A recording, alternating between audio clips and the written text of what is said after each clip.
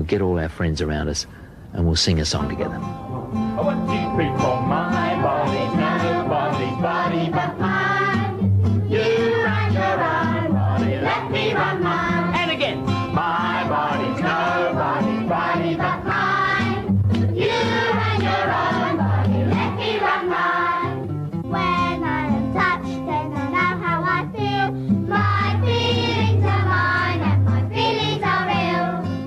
Sometimes it's hard to say no and be strong. When the no feeling comes, then I know something's wrong. My body's mine from my head to my toe. Please leave me alone when you hear me say no. My body's mine to be used as I choose. Not to be threatened or forced or abused. This is my body, it's part of our time. I've got to take care of this body of mine. My body's nobody's body. Welcome but to mine. Pedos Down Under Radio, Episode 2. My name's Steve McMurray and I'm here with Fiona Barnett. This episode is really interesting. Exposes a lot of people, especially the Wood Royal Commission, groups like Hillsong Church, and the New South Wales Police Force, and the New South Wales Government in general. So this is going to be a really interesting podcast and radio show today. But Fiona, why don't you tell us a little bit about the interview that you did with Deb? Yeah, well, prepare to have your minds blown, folks. I mean, I thought I knew a lot about the pedophile ring that abused me, but I have a bit of a new perspective on it, thanks to Deb, who's incredibly brave. Deb's been fighting this pedophile network since the 1980s, and she's the New South Wales Police and Children Services and various organisations have continued to victimise her because she dared speak out about the abuse of her two children in what was Hillsong when they were Christian Life Centre, started by pedophile Frank Houston, who abused hundreds of children, boys. And so it turns out that Hillsong is actually a cover for ritual abuse and mind control. And I know from another victim that Dr. Anthony Kidman was actually involved in the unethical practices, psychological practices in conjunction with Hillsong as well. So he would ensure that the victims did not speak. So yeah, it's a bit of a disturbing interview as well to realise that our society is this far gone, so far infiltrated. Yeah, it's gone. It's absolutely gone. I mean, it's just crazy. I mean, Deb's a great example. Everywhere she's gone, you know, like you, Fiona, she gets harassed by these people who don't want to get getting her story out. So, you know, at what level does it stop in the Australian government? And it's so disgusting to think that, you know, Hillsong, I mean, it's a great community. There's great people I know who go to it. But when you think about it, they are. And like the church worships the almighty dollar, not Jesus Christ. And it's a massive problem. I mean, that's common in sort of those big church sort of Christian groups promote themselves as this great, you know, center for children, young people and youth. And there's all sorts of great things happening there. You know, music, it's entertainment, you know, but there's too much focus on money. They really aren't switched on to what the Bible's actually saying. And I think that's for a reason. They're misleading Christians on purpose.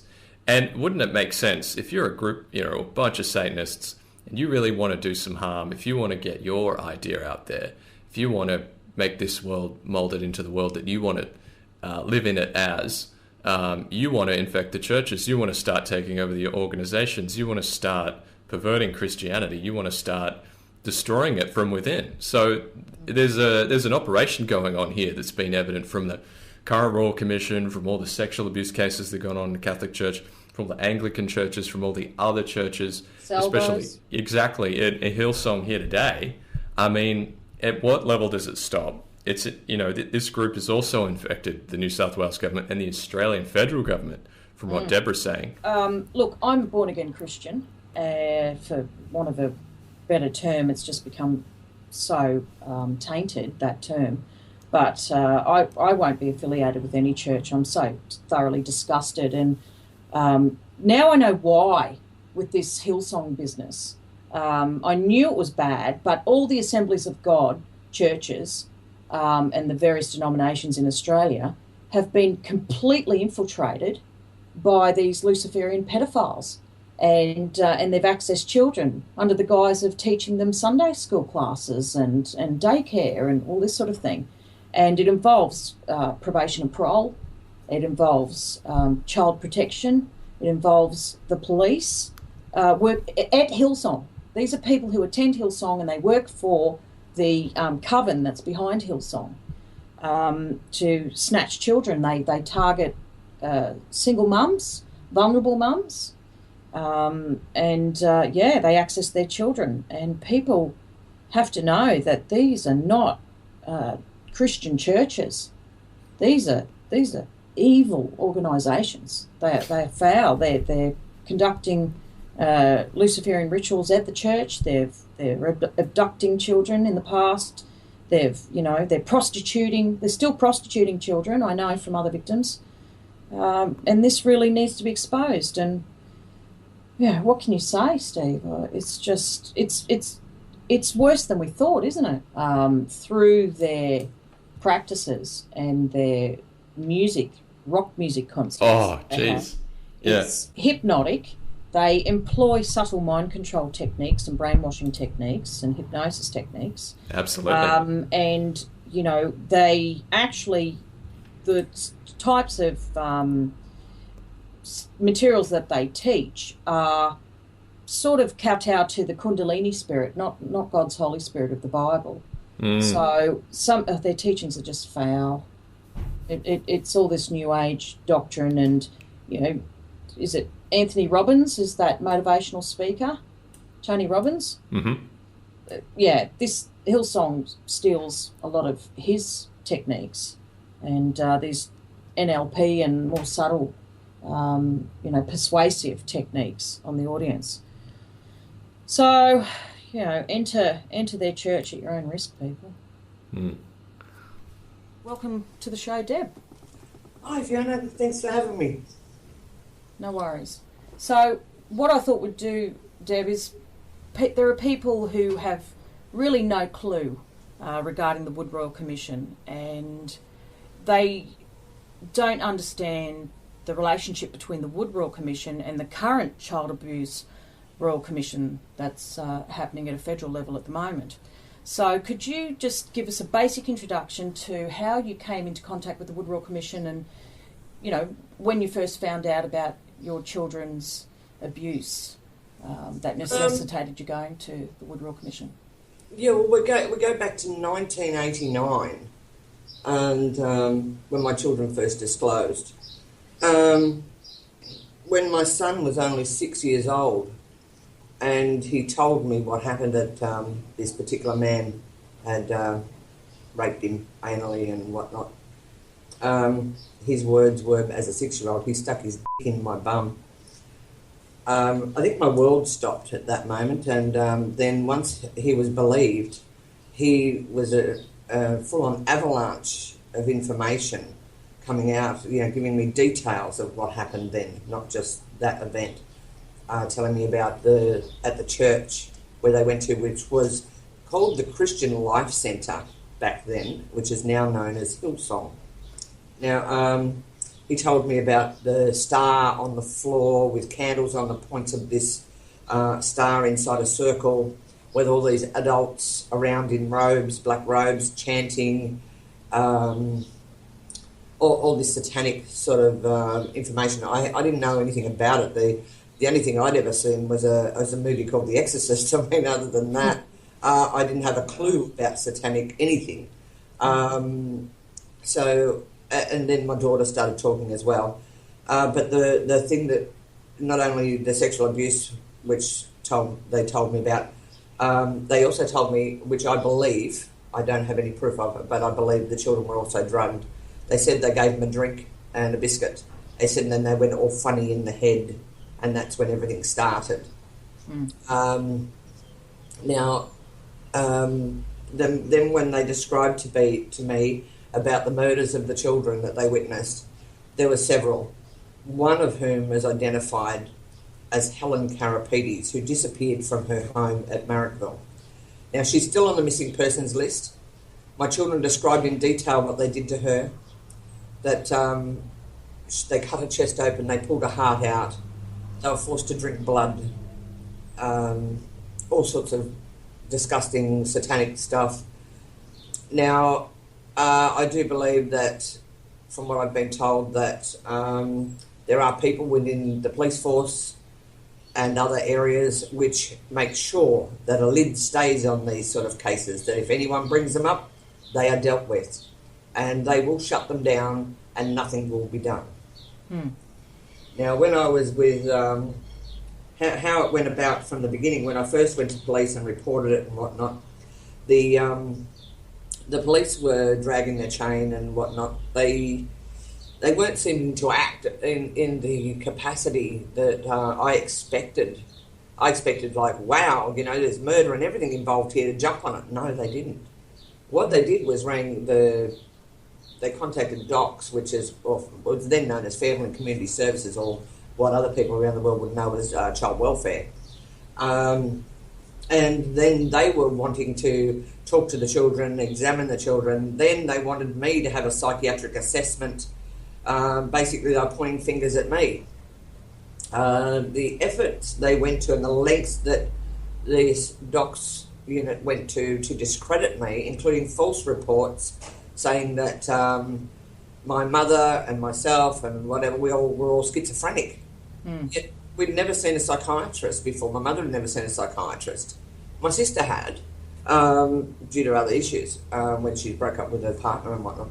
But I've never been diagnosed with any mental illness other than now, with all the events that have gone on over past 25 years of onslaught by the system. And continual victimisation and harassment. Oh, yeah. I mean, goodness me, I was targeted. I had 3 car accidents in 6 months. 2 of those were within 4 weeks of each other, none of which were my fault. I was driven straight at in cars to make it look like a car accident. Yeah. I've been shot at, had my food tampered with, I've been poisoned. I was very, very ill for a while with that.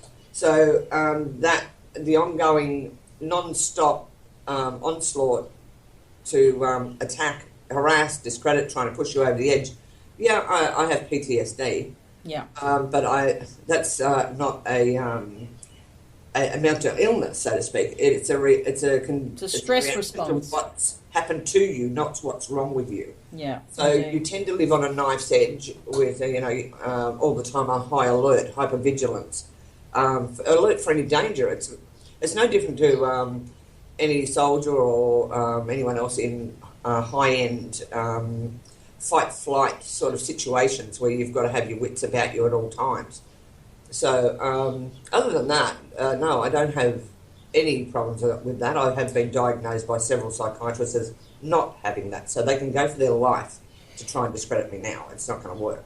So, Deb, you've told me during our chats before about a time when the police, you'd moved out of a house and the police turned up and the new tenants were confronted with what looked like a bit of a siege situation. Yes.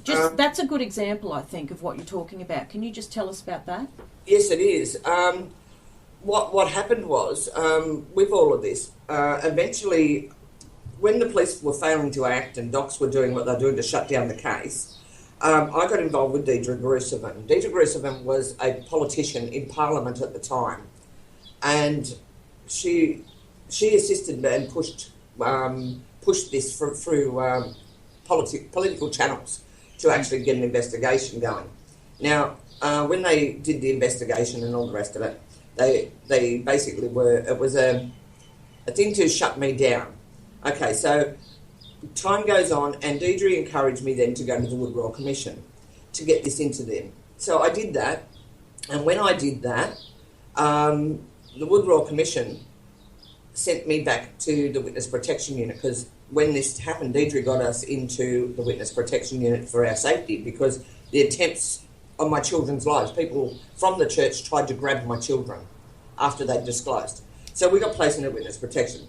So, and then all the attacks on us. So then when we went to the Wood Royal Commission, they sent me back. They said, well, look, it's because I took in the evidence of what's happening. And he said, it's obvious your identity's been blown. I said, what do you mean blown? It's never been safe. They sent me back to the witness protection unit.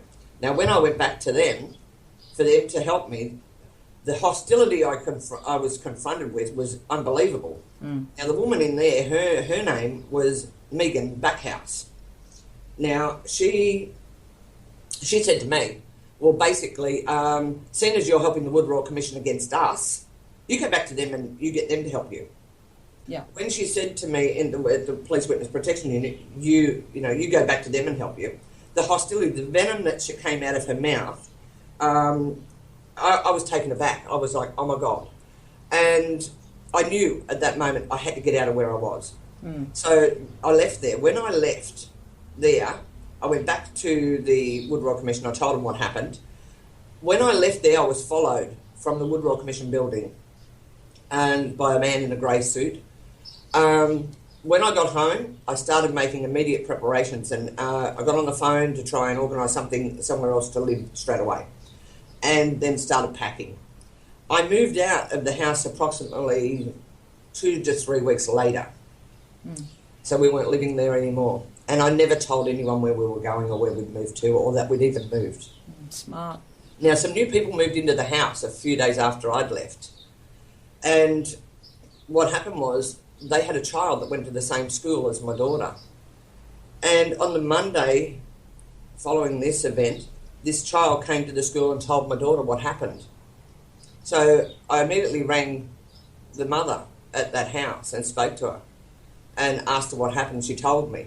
So I explained to her the situation with us. And she was, oh. Now, what this woman explained to me was the police blocked off the street at either end from my house. And they came onto my house like a big siege situation. They were looking for me. Yep. So once she confirmed everything that happened, and I'd done nothing wrong, they were going to shut me up after that, I believe. So anyway, I rang Debra Grissevin and I told her what happened. And she said, have you done anything? I said, of course not. So she said, leave it with me, I'll make some inquiries. She made inquiries, she came back to me, she said, Deb, she said, no one knows anything about it. It's like it never happened. Yeah. So she said, what's this woman's name? So she rang her as well and spoke to her. So, it's all recorded that this event did happen, but it's not on any records anymore. Yeah, that's Tell me what's going on there, sweetie. Yeah, well, that's what I refer to as the shadow police force. They're the Luciferian pedophile ring employed police force within the New South Wales Police Force. Oh, yeah. Well, I've even had a highway patrol guy, copper, police officer, he has said to me to my face, we're going to get you. Oh. Oh, yeah. And he's only young, but he's very arrogant.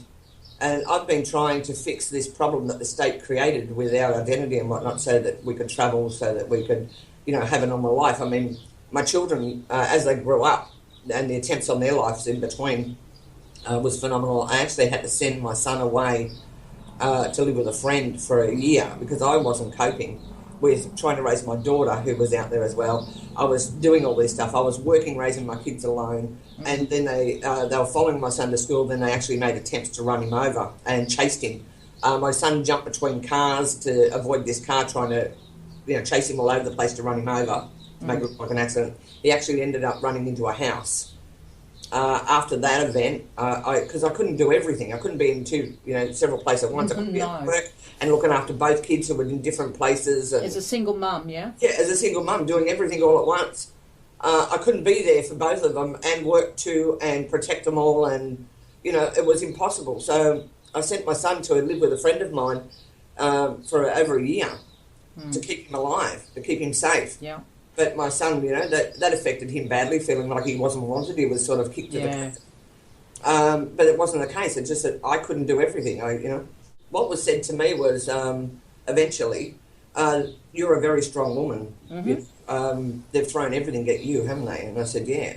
And they said that, and I've actually had professionals say to me, how are you still standing? How have you still got this together after everything that's gone on? And I just said, well, I'm not going to lay down and die. But also, it's what you said to me. You're not actually a victim yourself. You were a strong, average, normal person before all of this. Yeah. So you weren't developmentally sort of scarred like your children have been through their abuse. So you're coming from a reference point that makes you much more stable and able to handle more, wouldn't you say? I would say so. But I also grew up in a low socioeconomic area as a child, and it sort of gives you a bit of street smarts, and you have that toughness sort of thing that when you grow up in an area like that. That I think that gave me a good foundation for this, so that I was lucky that I wasn't brought up doing what I'm doing now. I'm lucky I wasn't brought up in a well-to-do area with in bubble wrap, so to speak. Yeah. With a silver spoon. Yeah. Because if I had have, I would never have coped with the onslaught. I would have gone off the edge. I don't think anyone else could have taken a lot of what I've gone through. No. And stayed okay without, some sort of therapy and help and all the rest of it. I mean, I went to a therapist once. My girlfriend said, to me, Deb, you need tools to cope with this, because there was days that I was ripping my hair out and crying and whatever. And she said, look, because I was so upset with what was going on, especially when the attempts on my kids' lives, Yeah. She said, well, you need to go and see someone, get some counselling, and, we'll give you the tools to help you cope. I went to this counsellor and psychologist. I'm talking to her, within 10 minutes she was crying her eyes out. And I'm going, what? Yeah. And she said, I can't help you, I can't deal with this. Yeah. And so she was mirroring what I should have been feeling, and I'm looking at going, well, hello, I've got to get some tools. Yeah. You can't even hear it, let alone deal with it. How do you think I feel living it? Yeah. People just don't understand until they've lived it themselves. It's very surreal, and it sounds like something out of a movie, a Hollywood movie. Yeah. Well, also the other thing was the docs officers involved. One in particular, her name was Isabel Duncan. Now, she worked out of the Strathfield office in Sydney. Now, she went to great lengths to discredit me. So, in the end, her sitting there laughing and smirking, I have no doubt that she was a damage control agent or involved with them. Oh, yeah. You know them when they start smirking at you. Oh, it's yeah, like no, some she actually two-heads laughed cops out that loud. I've had. They smirk at you. You know that they're one of them. Yeah. You know they're not just working for them, they are part of it. That's right. I have no doubt. Well, she was actually caught later on doing the same thing with another case at another office later on. Trying to do the same thing. Yeah. And it's the same with what you said about the police writing reports and people writing reports to try and write you off as nuts. Oh, yeah. That's just happened time and time and time again. That's their Well, when I typical... confronted docs later on, when I actually got those reports, because I didn't see them prior, when I actually got them, and I was horrified, and anyway, I got back to them. I'd already taken copies, and Deidre Groosevan and others all had copies of this first report. Now, docs didn't know that. So when I go back to them, they'd amended their report. They took out the lies that I could prove were lies, and the ones that it was he said, she said, they left it in and they'd put on the amended report, mother denies this. Yeah. Such as they made a report that what happened was, before the abuse was all disclosed, I moved in the middle of the year and my son was 4. Anyway, he was already at a kindergarten, preschool before this. Well, during the middle of the year, it's very hard to get them in anywhere. So I'd rang the Family Community Services because they often help with special placements or getting you in somewhere in your area where you've moved to. So what they did was they contacted me and said, well, there's a place here. But in the meantime, with them and their delays, I'd found something for my son anyway. So they had that information of where they were going to get my son into at the time, into this other preschool. But the thing is, I'd already organised something else somewhere else, and he never went. So in their report, they put down that my son attended this place, and the facilitator there made reports to them that my son attended with bruises on him and this and that and the other. And when I confronted them about that, they were horrified. They were, because they're only going off the information on their file. So they were And it was trying to, fabricated. yeah, they would have snatched your kids off you, wouldn't they, under the Child Protection Act? Yeah. Well, when I could prove all that, then that's when they sat back. And then when I got the amended report, that amended report was copied and put out everywhere as well. So everyone had both copies. Well, when I went to see a solicitor later on, and I took all of these paperwork to him, I didn't know he was also a danger. Yep. Anyway, I left it with him, and because he wasn't in his office at the time. And anyway, I took the paperwork down, and this is going back in the 90s. You know, I was struggling then, and we didn't have internets, and everybody having printers in home and all this sort of thing. That was all expensive to do. And being a single mum, I didn't have a lot of money. And there was no. People have to understand, the young ones today, there was no social media back then. No, there was no social internet, media. there was no nothing. So it was very, very hard to get information. You had to manually go and get it from a library, Yes. get the book out, get the newspaper, and if you didn't happen to buy the newspaper that week, that was the end of that story. That's right. You don't see it again. Speaking of that, I did go to the library and whatever to try and understand what the kids were saying to me. Because, they were describing it in the way a child would. They would tell me about the sticks. Now, I didn't understand what they talk. I'm thinking, what are they talking about sticks? Well, anyway, once I got a book out on Alistair Crowley, it was, they were talking about wands. And the penny dropped. Oh, great. I got it. Bingo. The light bulb went on. It was one of them aha moments. Then I was making sense because the kids were describing it as they saw it. Literally, they didn't know. And now you see Harry Potter, with the sticks and the indoctrinating the youth things like today. that. Yeah. And anyway, so I went with the book because I wasn't in the library to start with. And anyway, I joined the library a couple of months later. The kids disclosed on the 28th of September, 89. I didn't join the library till October in 89. Anyway, I had the card where I joined with the date on it. So I get this book out and I read it, and I took it over to Docs, and I said to the woman there, I said, "Do you want to read this?" I said, "Because my kids are telling me exactly what's in here, but more. There's more detail my kids are coming out with than what's written in here." So then they tried to say that I'd been getting all these books out, or I was into all of this occult stuff, and I'm planting these ideas in my kids' heads. Yeah. So anyway, when the investigation started, with a task force eventually was formed, I then produced the card. And I said, well, look, you might say that I'm smart or good or whatever, but I can't turn back time. My kids came out with this 2 months prior to me joining the library, and here's the card and here's the evidence that I wasn't even a member of it, and didn't get the book out until well after the date. So you tell me how I knew about this back then. Yeah. They tried all sorts of tricks like that. Oh, they try anything they can. Oh yeah. So what I've done ever since, then was try to create awareness. Now I worked with a lot of people over the years to bring about awareness of this. Back in a time, when, like you said, there was no media, there was no other way to do it. It was by phone calls, it was by public speeches and going to organisations, groups, meetings, which is why and I ended rallies? up going into joining ASCA at the time. I also went to NAPCAN.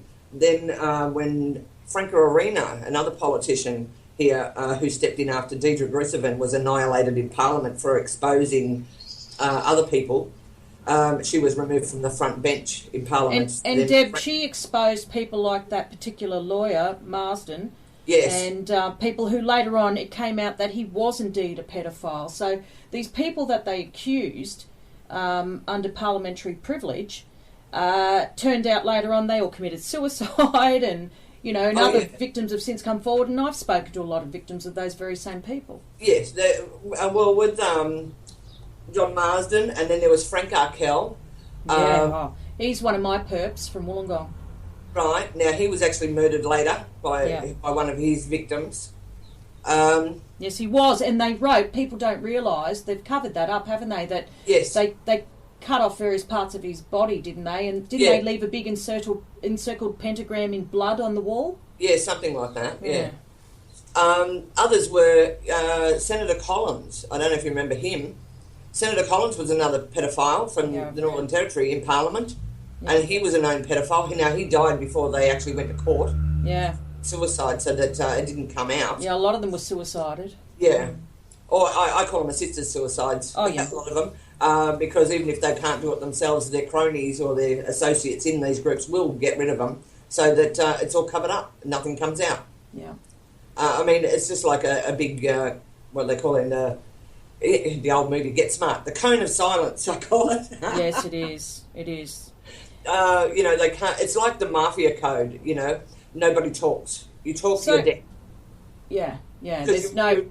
Then they're putting everyone else that's involved at risk, Yeah. or bring attention to them, and then Right. they may look at the spider web of connections, you know, and go out and bring attention to someone else. Yeah. So they've got to contain it, and how they contain it is they eliminate that threat.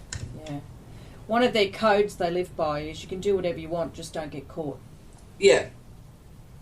And if you do get caught, you're gone. Yeah, and it's like the mafia. What happens? Yeah, everybody's seen these mafia movies where if someone in the mafia stuffs up, then they all take them for a drive and they shoot them. Yeah. And this Yeah. is exactly what they do to their own. If Yeah, they, exactly. They stuff up, they're a goner, and they all know that's the rule.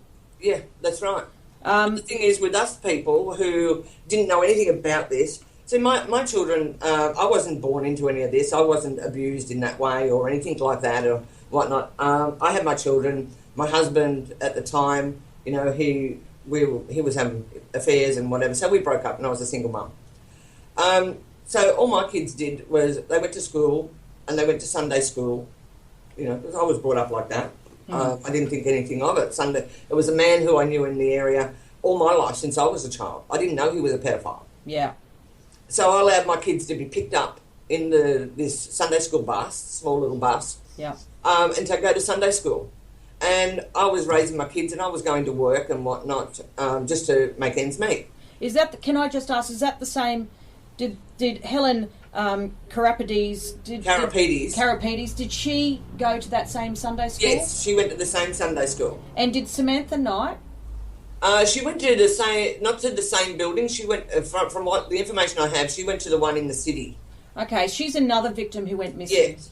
Now they also were investigating another girl who'd moved. They'd moved away from this area to another area, and she was taken from her bedroom window. Yes. Her name was Renee Atkins. Renee Atkins. Yeah. Now I don't know what the outcome of that was, but that sort of went very quiet.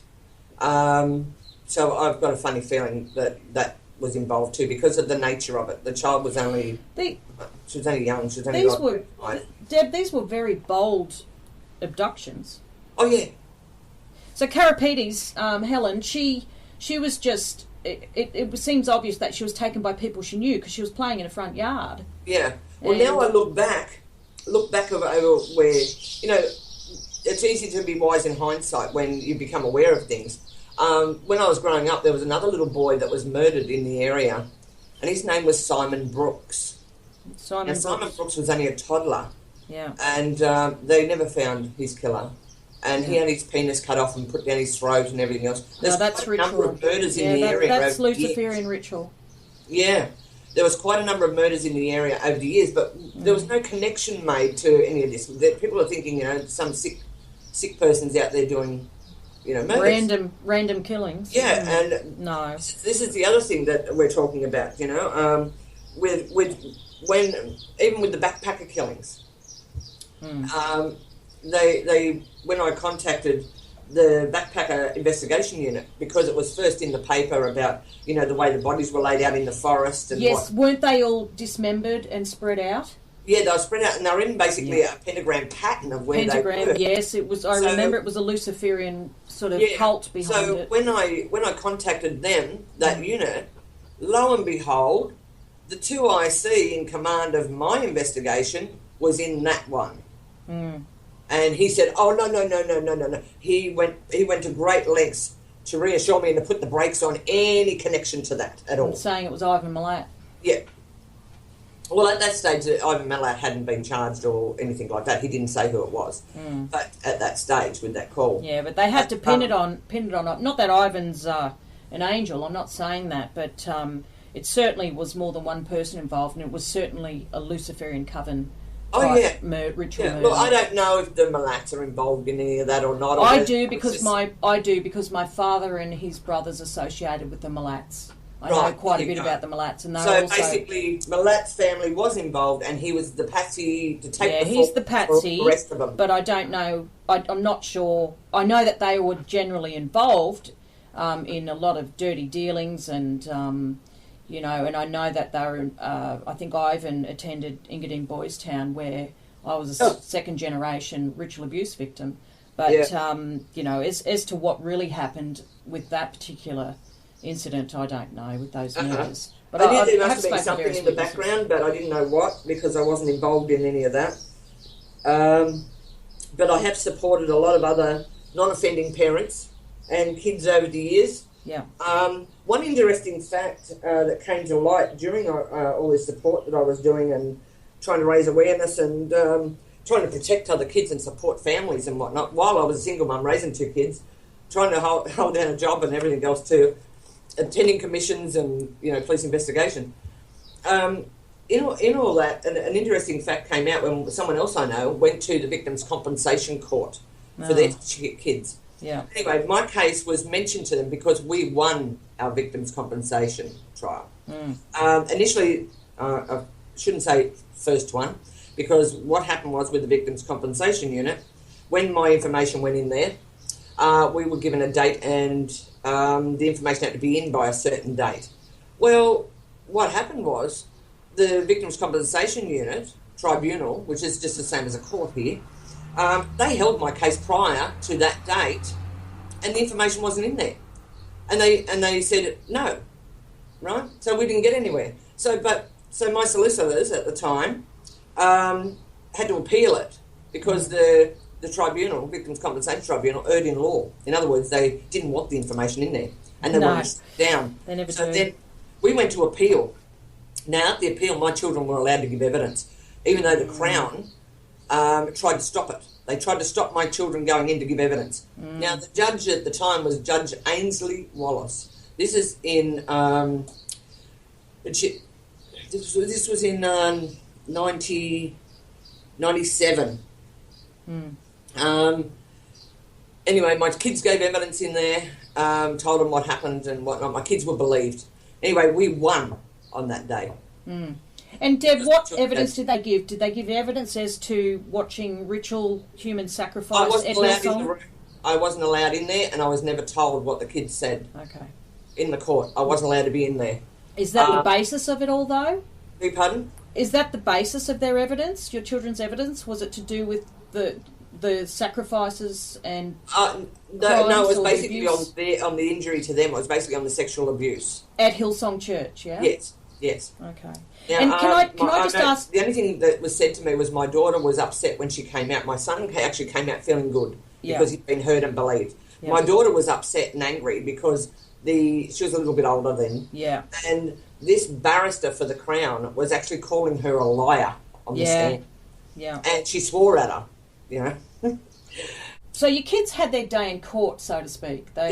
Yes, And they they were got to awarded victims' testify. compensation, so it's criminal damages basically. So my children's case was upheld. Well, anyway, later on down the track, this other woman goes to victims' compensation with her kids, and my case was mentioned. They said there was no records of it. Really? So then I had to go to her solicitor and give him a letter of authority to access that information, and I also gave a letter of to my solicitors to Release this other solicitor the information which had suddenly disappeared. Now, there was other incidents, such as when I took my children to a hospital that they'd been to prior to being re-identified. My children's records disappeared from the hospital. It was on the computer, but there was no files there.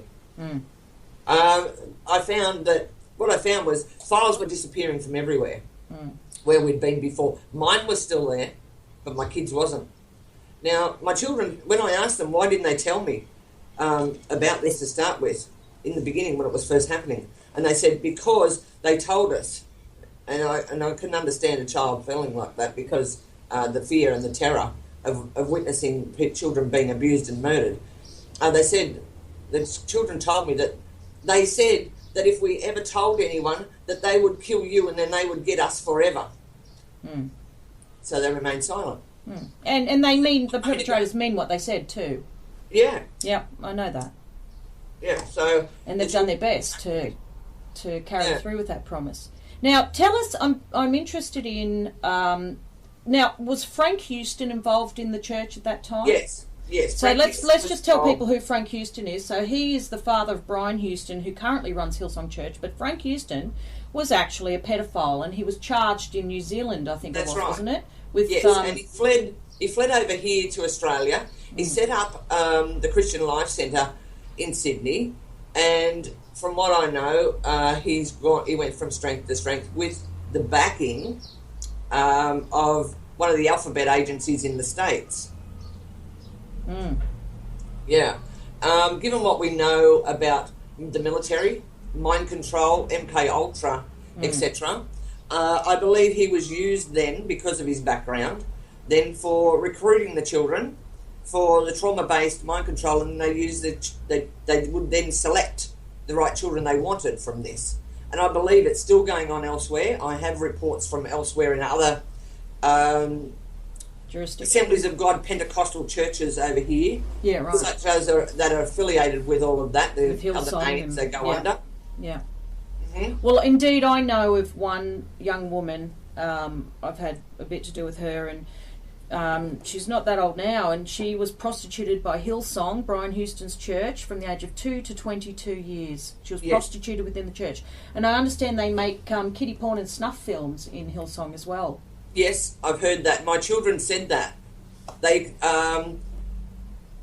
what they said was that when all this ritual stuff was going on, the abuse and murders and all the rest of it, the ritual, the sacrifices, they said that it was all filmed. They said that people were there with cameras. Oh, yeah. And there's cameras up on the wall. They also said there was secret passageways, secret doorways they went through. It looked like a wall, but they pushed on a certain part and that door would open. So I'd say it's concealed doorways. Yeah. Made it look like a panel or whatever. I don't know. I didn't go in there. And my guess is that the current Hillsong Church, the epicentre down there, with the Gloria Jean's cafes and everything else in it, would have the same sort of setup. You'd find something underneath. So. There'd be there'd some sort of altar and tunnel system underneath. Yeah, well, one of the perpetrators with my children was also an architect. Yeah. Right. His name was Ian Longstaff.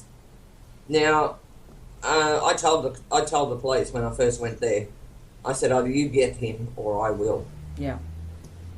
Because I had no doubts what went on. Yeah.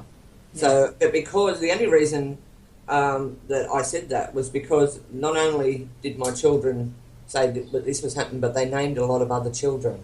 Now, what came back to me in the investigation was that when they told me that they'd spoken to a lot of the other children. And this officer who told me this, his name was Royce Gorman. He was the 2IC in the New South Wales Police Force at the time.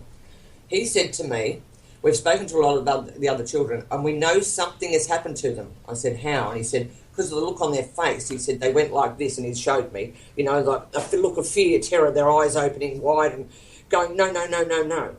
Yeah. He said, so we know from their reaction something has happened, but we can't question them further. We're not allowed. Because of Ralph Underwager and co. and all the others like that. Let's tell people about tell people about Ralph Underwager or Underwager. Yeah, I'll explain that. He was the founders in America of the False Memory Foundation. And, him and his pedophile buddies. They're all pedophiles. And Ralph Underwager was actually interviewed by a magazine called Pedika. And I think it might be Swedish or something like that, or Norwegian or Danish. But anyway, this Pedika magazine, you can look up the archives, and Underwager was quoted as saying that pedophilia was a responsible lifestyle choice for adults. Yes. People like Ralph Underwager and Blaze and the Boy Love Associations and whatever. They've all infiltrated everywhere. They've infiltrated the gay movement as well, using it as a cover of... Yeah, as a cover, so that, if you bash pedophiles, you're bashing gays. This is what they're saying. And pedophilia and being gay have nothing to do with each other.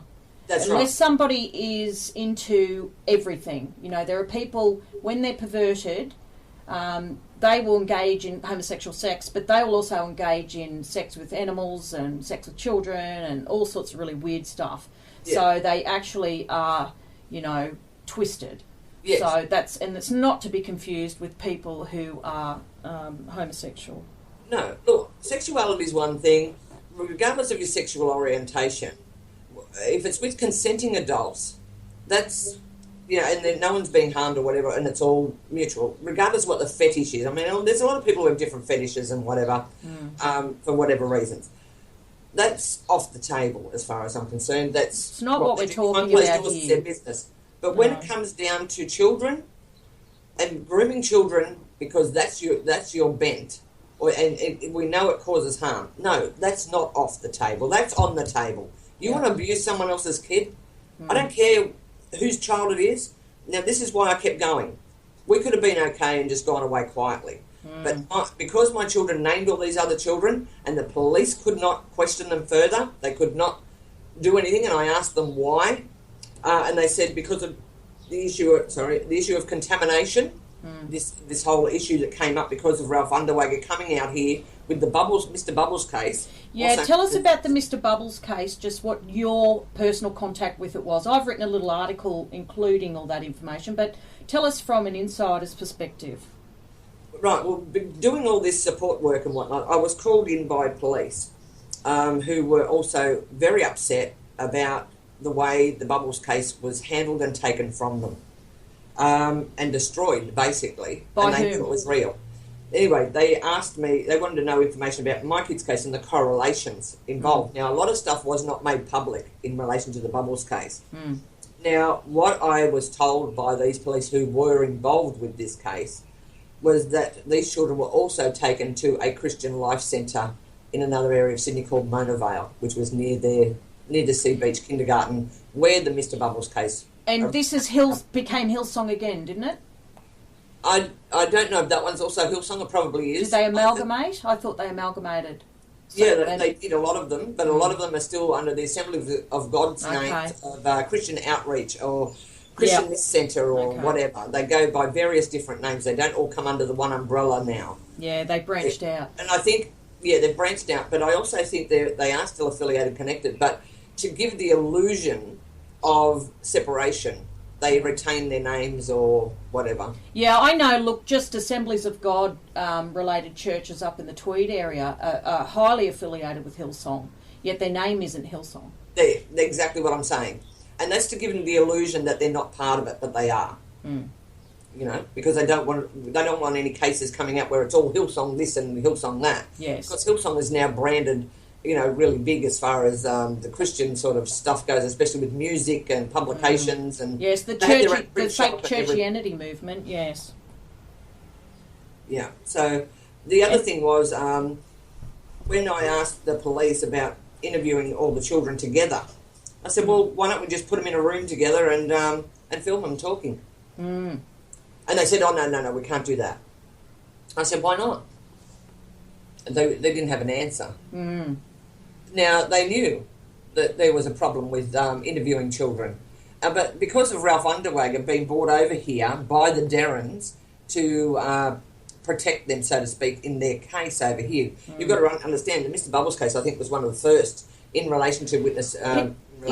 ritual abuse. Just to fill in listeners, the Mr. Bubbles case involved allegations of satanic ritual abuse at a Sydney kindergarten or preschool. Yeah. Preschool, wasn't it? Yes. Daycare centre type thing. And the kids, and then 60 Minutes covered it, didn't they? Yes, they did. And then Ralph Underwager dragged them through the courts in the US for exposing his involvement here and questioning his so-called expert testimony. Yeah, and then the media, Australian media, were reluctant to cover your case then, weren't they? Yes, it made them made all the media very wary then, because everyone was wary about being dragged through the courts and being sued.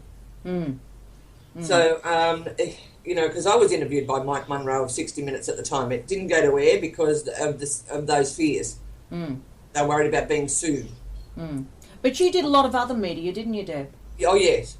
I also did public speeches. We had one rally at Hyde Park where Deidre Roosevelt and Frank Arena spoke as well, so did I. We did a media events after the Royal Commission report came out, which our case was in there as well. And what happened with that was an interesting situation, because what happened with the Woodrow Commission, which was really funny, this is very telling. The Victims Compensation Tribunal Court, when they shut my case down, that was right just before the Woodrow Commission ended. While we were under appeal and waiting for our matter to be heard, the Woodrow Commission report was being written. Well, just before the Woodrow Commission findings and public release of the books that was written on it, we won our victims' compensation case. But he'd already shut our case down and made it of no event, that it was nothing, that it, this was all fabricated and it didn't happen in his book that he put out in his report. But yet we won our case. So the media jumped all over me at the back of Parliament House when that was all handed out on that day, because we were all there. It was a big media event to see what was going to come out. And several journalists wanted to run the story, but the editors wouldn't allow it because it would discredit Justice Wood, who we now know is also implicated in pedophilia. Yes. What's interesting, what came out with information that was provided to me, was about his adopted daughter, Jenny, a little Eurasian girl, who I was told was hot-shotted once she was past her use-by date. Can you explain to the listeners what hot-shotted means? Hot-shot means an overdose of a drug to kill someone. And how old was Jenny Wood when she died? I think she was 14 at the time when she was hot-shotted, but she'd been used and abused all her life. So basically, this is where the whole question of adoption of children and whatnot comes into question with me, because their children are basically taken for sale to provide fodder, is what I call them, fodder for their pedophile VIP mates. Children that are selected, basically, depending on age, hair colour, type and whatnot, that satisfies what they want. Now, there is so many children who are in foster care who have been removed, who are being abused and are actually dying. We're talking hundreds per year. Yeah. And there's nothing being done. It's Australia's child protection foster care setup is just a massive child sex trafficking organisation. Yes, That's it is. all it is. And It's I don't care what organisation it is. Absolutely. And government agencies such as what they call DOCS or Family Services Department. So all these Luciferians have infiltrated all these organisations. Yeah, and children Bernardo's, going missing. Salvo. I don't Salvos, Bernardo's, Yeah, I don't care what organisation it is. They all have their people in there. They want to access children. Every organisation where they can access the children. There's it's as simple as that. There is no innocent denomination now. No, you get innocent people within organisations, but the organisations themselves have been completely taken over. And really what gives legitimacy to that claim is testimonies like yours, when you see all these years later, nothing has been done to expose your story, really, properly. And Helen, Helen Karapides is still missing. Yeah, Karapides. Helen Karapides is still on the missing persons list officially. If you look her up, you can find her. Yeah. I have details. I've spoken to homicide and everything else, and I've asked them to clarify for me. I said, look, if you've got someone on the missing persons list, and you've got two witnesses who have corroborative medical testimony, who can corroborate each other's testimony and witness the murder of this person. Yeah. Why isn't anything done? And they went, I don't know why. Yeah. And they asked questions, and then when I said, I said, isn't age not supposed to be called into question here? That's discrimination based on age. And they said, oh yes. And I said, well, I have two witnesses. With corroborative testimony, corroborative evidence, who witnessed this person's murder. And I said, I want you to investigate it. And then they've asked me details. And as soon as I said they were kids, they shut me down. And when I said it was satanic ritual abuse sacrifice, he was horrified. He ran. And Helen was, 10 when she was abducted, was she? Yeah. So you've got a little 10-year-old girl whose parents are in mourning forever after. Yeah. Yeah, because of that. And you think that they murdered Helen Karapides' sister as well because she started talking?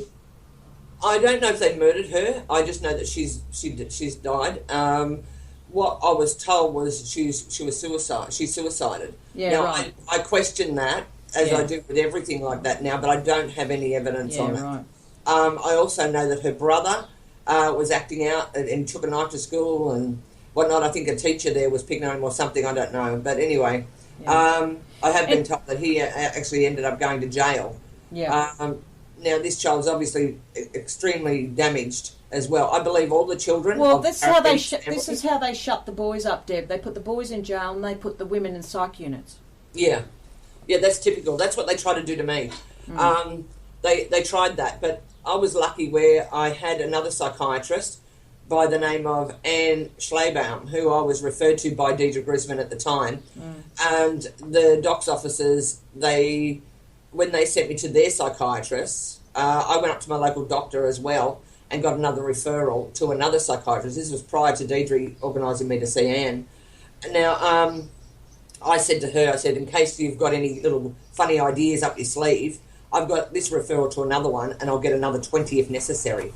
And she said, you do what you like, Deborah. And she ran out of my door over that because I was awake to what her little game was, trying to get me to be diagnosed as some sort of nutcase or schizophrenic, which would fit with their report that they wrote, the false reports that they wrote to discredit me.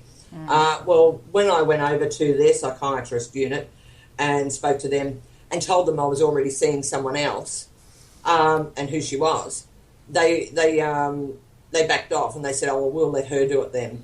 Because they knew that it was the game was up. There was nothing they could do. Yeah. And they were up against different conflicts of diagnoses, opinions, etc. Yeah. Yeah. So they couldn't you go were down fighting that it road because I thwarted that, which I was lucky enough to do. Deb, I just want to read you some of the content of Commissioner Wood's report, his final report.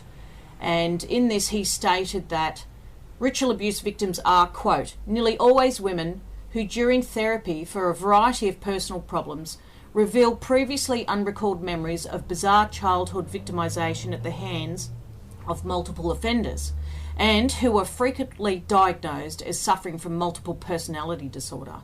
Now, I just want to say something there before... That is a load of crap, number one. Oh, yeah. For one, I wasn't a victim of satanic ritual abuse. I had never been to therapy prior to this. Yeah. My children had never been to therapy prior to this. Yeah. So, it's not men you're dealing with children, and they don't suffer from multiple personality disorder, do they, these children? And the other thing is, a lot of the victims, the vast majority of Wood Royal Commission victims who I've spoken to are men. Mm-hmm. They've nearly all been men. Yeah. So this is an absolute lie, and the reason why they were men is because they were boys that were generally taken from detention centres, boys' homes in the New South Wales area, Darrick, Minder, etc. Yes. And they were prostituted at Porky's child pedo brothel nightclub and other Costello's. Costello's. Yeah. And they were owned by Roger Rogerson, the corrupt police officer who's in jail now. Yeah. And they were trafficked to all these VIP personalities that, Tim Roy, that we interviewed last week, and other people have named. Now, can you expand on that as to the types of victims? And other places like that, which was a known haunt or frequented bar by the legal establishment, the judiciary and barristers, solicitors, etc. Now, they were taking the boys there for them to rape and whatnot out at the back of Costello's. Now, the reason I got to this one was because it involves another case, quite sensational case here, with a murder of Anita Cobby. Yeah. With the Murphy brothers and another boy who murdered her quite savagely and very ritualistically. It was ritual. Came home. Now, these boys, the Murphy boys, were prostituted and whatnot from a young age in the area that I lived. Now, I knew the Murphy boys, and I remember as a child being at school, and one of the Murphy boys was in in the playground, and we had to do as kids, they used to do what they call folk dancing in the playground with music and whatever. This young boy used to crap his pants at the time. No one wanted to go near him because he's stinky and all the rest of it, and he always made sure he was always dirty and all the rest of it. Yeah. But what I know now about abuse, this boy was incontinent basically because of repetitive sexual abuse. It's belief. Yes. Now I know what I know. I mean, I was a child then. I didn't know. All I knew was this boy crapped his pants, you know, and he stunk. I didn't want to go near him. So you're saying he's one of the perpetrators of the Anita Cobby murders? Yes, he's in jail. All of the brothers are. And this is the one you knew, yeah? Yeah, and I didn't know any of this back then as a child. Yeah. And I didn't. And then when the Anita Cobby case came out, then and I knew then everything fell into place. Because they went to the same. They were picked up by the same people. And so I know now what happened with them. Well, I'll just say something there, Deb, to add to that. When I was training as a parole officer in Sydney, I was, speaking with some other trainees at the academy there, and people training to be prison guards and so forth. Anyway, one girl, she actually read their files and read the details on what actually happened to Anita Cobby, because a lot of the information wasn't made public. And also, my second source was a friend I went to school with, Justine Thompson. She married a lawyer from South Australia anyway. He was with the firm working on the Cobby case. And so he read the file. And so I've had two sources confirm that it was a Luciferian ritualistic style murder that I'm familiar with because of my childhood. But also they did various things like don't listen now, listeners, if you don't want to be upset, but I'll give an example. Those boys made incisions in Anita Cobby's body and had sex with those incisions. Yes. And that wasn't made public. And when they took them into prison, I know that they took those boys and they have what's called an AIDS ward. Yes. With homosexual people and sex offenders who were dying of AIDS, and they just let them go. They chained them. The prison guards chained those boys to a wall, and they were just gang raped. Yeah. So these are not, it's not pleasant, but these are the details. Really, the public should know, because so that they can be outraged and they can be properly informed as to what actually goes on. Yeah. But go on. Yeah, so I mean, now looking back, there was quite a lot of activity all around us, but the dots were never connected, and it was all a separate incident. Everything was dealt with as a separate case. Nothing was joined together to link these perpetrators together, and a lot of it never was made public or came out. And so what I'm saying is that those in positions of authority, investigation, police, judiciary, etc., are covering this up. They are protecting the perpetrators with case after case after case after case. The list is endless. Yes, it is. And it's still going on. Now, getting back to Commissioner Wood. Now, you mentioned, I've been told by various people that Commissioner Wood, he was originally from England, but he was employed by the New South Wales government to conduct this Royal Commission into the Sydney-based pedophile ring. He was actually a member of that very pedophile ring. Yeah, and that's why he was selected to do it. That's why he chose to do it. Exactly. And basically, you were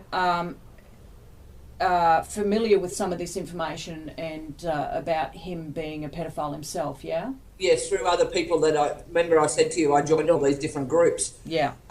Trying to raise awareness, supporting other people, as well as getting the support for myself and validation because of the annihilation and the attempts to discredit me left, right and centre. Yeah. So by joining these other groups with people, with professionals, I was able to therefore have that support from professionals to account for my credibility over a long period of time of knowing me. So no matter what they came up with one of their reporters or their doctors, that they might say that, oh, well, I met her and, I assessed her and she's this, that and the other with, diagnosis, which one of their psychiatrists attempted to do. And this one, he's well known, Dr. Chris Rickard Bell. He did an assessment on me for the Crown. And when we went into court in the Victims' Compensation Appeal, my barrister pulled him in and he was on the stand. Anyway, his report was basically pulled apart. He was discredited for his report, and him was discredited. Yeah. And the reason being for that, when he was questioned, they also pulled out the letter of introduction the Crown sent to him for what they wanted in this assessment. And it was shown that they basically told him what they wanted him to find, and that's exactly the report he wrote. And that was proven.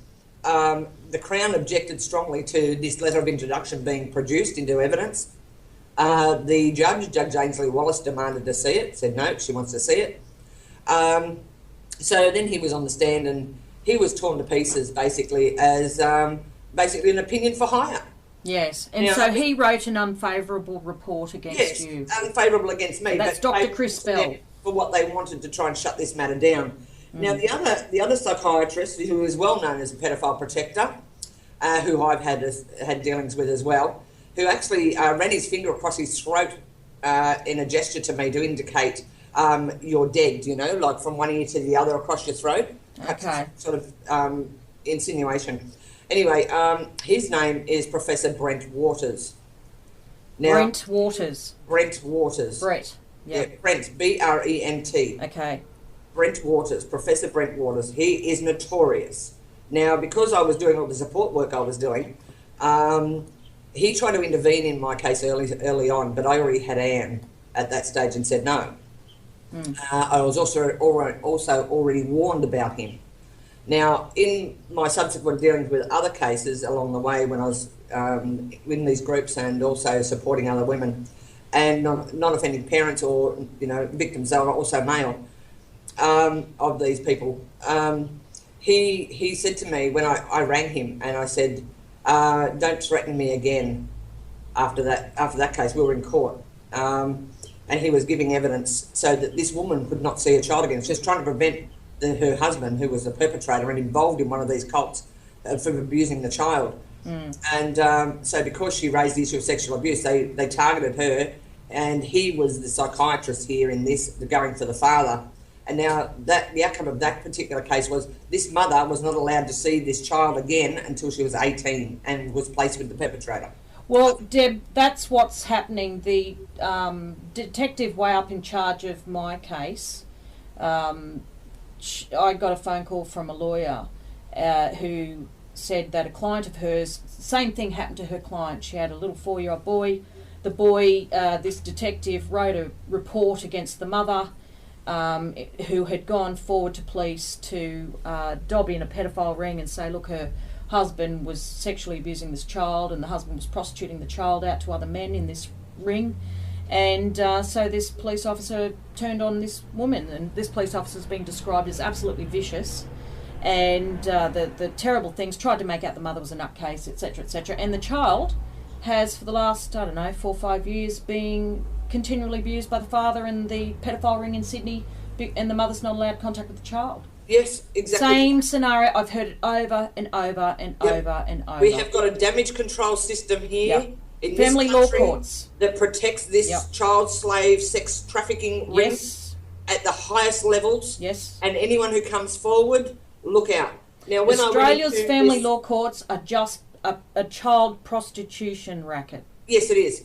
I have no doubt about that. Now, when I went to this Federal Royal Commission and I spoke to Commissioner Fitzgerald when I was in there, basically because I already knew from being in the Wood Royal Commission what to expect. Now, I'd already spoken with people in there on the phone previously, and I know that a Royal Commission is basically a PR exercise, right? It's a whitewash. It is, and it's a fishing expedition to find out who knows. Yes, it's an information gathering exercise so they know where to plug up the leaks. That's right, and who to get rid of, who's too much of a threat. Yes. Well, Commissioner Fitzgerald tried to patronise me. He said, he understood exactly what I was going through. I nearly jumped across the table. I said to him, don't you dare insult my intelligence and try and patronise me. Yeah. I said, you have never walked my shoes. Yeah. And he's put his head down. And the woman that was in the room with him, she said to me, oh no, what we mean by that is empathise. I went, yeah, right. Is that Milroy or Judge Coate was with you? She was I forget what her name was. I've got Dark it written hair? down somewhere. She was a dark woman. I think she might have been. She's an Indigenous child psychiatrist from WA. Yeah, well, I had She's her. good. What he wanted to know was, because they obviously knew that I'd worked with a lot of people and my name had been mentioned in there to them by others that I had worked with and supported. And he wanted to know what advice I gave to these other parents that I had worked with. And I told him straight. I said, if there's no report or notification made when they came to me, I said, I told them not to say a word to protect their children. Otherwise, they would probably be removed from them, you know. Yes. So, I didn't say those words. I just said, I told them to say nothing. We would help them to disappear and heal their kids quietly. And the look on his face, they looked at each other, their eyes opened wide, their mouths opened wide, because then they realised there's a lot of other victims out there they Yes. don't know about. And they don't know what information it has, and they know I know about it. And I just want to say to listeners too, if you haven't already come forward, if you're in the position of those mothers who find out their husbands sexually assaulting their children and maybe prostituting their children, what you do is you act by stealth. You do not inform authorities. The authorities are the enemy. What you do is you quietly get your money together. You do not let your husband know. You quietly plan an escape and you disappear with those children. You must be willing to sacrifice material goods, whatever, relationships. You disappear, you go on the run. Yes. But you have a backup plan and you go to a women's shelter if you have to, you go anonymously, if you need to find support, but you go in and you say that your husband's, beating you or something abusive or whatever you want to say. Yes, but you do it anonymously, never give your details out. If you can, on the black market, change your name and your children's identities, you do that, because let's face it, the authorities are not there helping us. They are part of a national and international child trafficking operation.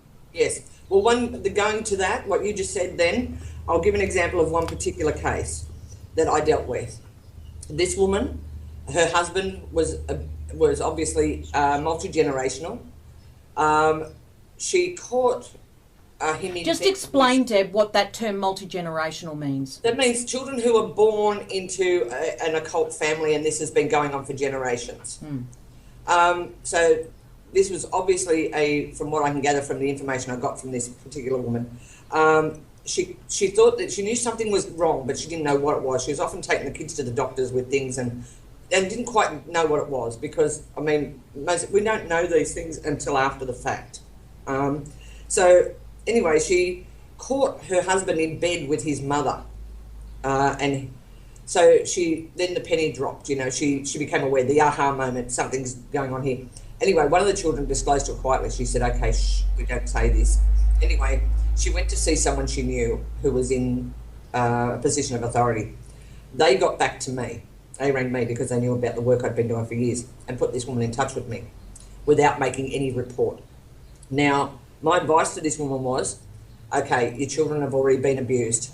Because of the influence of this family in this place, you cannot make a report. If you do, you will lose your children to them for good. They will take them off you and give them to them because they are part of this. So I said, right, now you get the same thing. You have to forego everything if you can.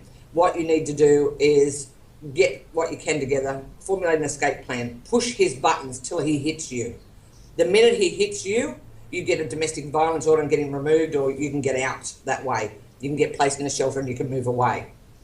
And therefore you've got a record of violence of this man. So she did all that, and that was how she got out. No mention of sexual abuse, no nothing, and moved away. She let everything go. They had property and houses and whatever too. They were well to do. But he was going to take everything anyway. But she still had one property he didn't know about that was in her family that she lived with her father. So she still had something to go to. So she was okay there. But she got away from them, and she was able to rescue her children and get them out and start healing them quietly. But if she had have gone further down the normal channels that most people will do, when something happens, they believe that, oh, you know, a crime has been committed here, we go to the police and we report it and they will get charged and da-da-da-da-da. No, that doesn't happen. You report this. You are the one who's going to end up charged. You are the one who's going to lose your children. You are the one that's probably going to end up in a psych ward or in jail and set and discredited, and have you will be torn to pieces. The perpetrator will be protected. That is a given. That's a fact. I have that documented time and time and time again from numerous cases. And we have Commissioner Wood to thank for that situation. Well, not just Commissioner Wood. It's not just Commissioner Wood. I mean, we also have people in politics. I mean... Yeah. And police commissioners. I mean, John Avery was in power back in the late 80s. John Avery was in power when my case was going through. John Avery, Deb, was one of my abusers. Right, well, John Avery was the one when I said to him, what's happening with my case, I wanted either, you know, because of the murders and everything involved. He said, my case is completed, and I have that in writing, my case is completed but not closed. And the reason that they kept it open like that was because of the allegations of murder in it. The other reason is, because the case is still open, they don't have to discuss it or release any details because it's still open. This was another tactic that they used to prevent information being made available. Yeah. They don't close it. The other one that we're aware of with a lot of people who have come out with stuff was Bob Carr, the Premier. They've all named, all the boys have named Bob Carr as picking up boys from Darling. Oh yeah, the other one was John Dowd. John Dowd was also caught picking up boys at the wall in King's Cross. Yes. He ended up on the bench of the Supreme Court. Well, the other ones are Tim Roy has just named Gordon Moyes from 2GB and the Wesley Mission, City Mission in Sydney, and John Laws, Alan Jones, John Singleton. Yeah, I've heard all those names before. Yeah, I was just about to say it. So have I, through other boys. Everyone's just naming the same people over and over, and these are the ones at the heart of the Wood Royal Commission. Yeah. This is why Commissioner Wood was employed to cover it up. Yes. Now, I just want to say about, I just want to go and read Commissioner Wood's report, because I'm saying this because Commissioner Wood's report on ritual abuse in Australia has had a profound impact on the practice of psychology and psychiatry. It has had a profound impact, but, you know, the credence I give it, it's less than toilet paper. I know, but it was originally cited and formed the foundation for the training that psychologists get now. So you know, I mean, I've been through 6 years of psychology training, and I witnessed this firsthand. Because of Commissioner Wood, I witnessed victims' testimonies being mocked in psychology master's level forensic psychology class at Bongini. I agree with that, because one girl that I've spoken to, another girl who, she had not cult abuse, but just abuse in a family, and then was raped later by police officers. She was referred to me by another friend, and she said to me she was scared. She was sleepwalking. She said, because, you know, she'd go to bed, and, you know, she knows she had half a tank of petrol and she in a car, and she knew the mileage, and she'd get up in the morning and she'd have a quarter of a tank of petrol and the mileage was different. So she was driving while she was sleepwalking. Yeah. Anyway, as I talked to her, I realised, no, it was multiple personality disorder, or dissociation, identity disorder, DID. And I said to her, she was already in therapy, and I said, right, you go back to your psychologist and you tell her what I've just said. And she did. And the psychologist tried to say, oh, no, it was fugue states, it was this, that, and the other. They would not go down this road. And I said, right, you get your psychologist to ring me, or you find another one. You tell her to either work with you, or you find someone else who will. Anyway, she agreed. Now, it turned out that she had 8. And she's doing well now. Yeah. Now, most people want to try and make out the dissociative identity disorder is a rare thing. No, it's not. No, it's just common. It is a normal, natural state. And I'll give an example for listeners who don't know this sort of thing. You'll often hear with people, if you haven't experienced it yourself, with a traumatic event such as a car accident or going to be hit by a car, that things will suddenly slow down and go into slow motion and whatnot. That is a form of dissociation where time will slow down.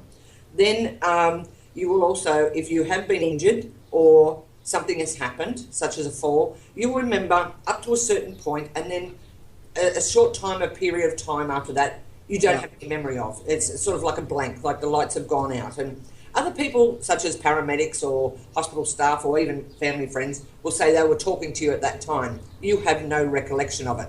That is the dissociation. It is a natural mechanism the brain has to deal with a traumatic event where it switches it off. So therefore, after repeated traumas, when we're talking about sexual abuse, the child dissociates because it's a natural mechanism to protect the child's psyche, to dissociate and switch that and blank that bit out. After a while, those memories of repetitive abuse which have been blanked out go elsewhere in the brain, which formulates another personality that deals with the trauma that the conscious memory, such as yourself, if you've had that part where you've had that blank spot, does not recall. But over a period of time, these memories resurface that have been pushed away. And this is where we call the recovered memories from. Now, when people say that these recovered memories are bullshit, they are not bullshit. They have been stored elsewhere, like in a different section of your filing cabinet inside your brain of memory. And that might make it easier for people to understand how this happens and what we're talking about when we're talking about dissociation, and when they do deliberate trauma dissociation to create this, so the child does not remember consciously, because those traumatic memories are stored elsewhere in this, like in a different part of your consciousness, until such time as one day they might resurface, and sometimes they do flood the victim, and they don't cope, and they're going out there and people think they're crazy. No, they're not. They're overwhelmed. They can't cope. These memories of horror and torture and pain are flooding them, and they're reacting as you would when you're just being in it and reliving it all over again. I couldn't have said it better myself. The way you described that is so close to an article I wrote years ago that's up on my site, pedosdownunder.com, or pedophilesdownunder.com. And it's true. People have no concept of what is really just a normal reaction to extraordinary stress. Exactly. That's all DID is. Yes, but then you touched on the other phenomenon, which is where you've got the likes of the Nazis.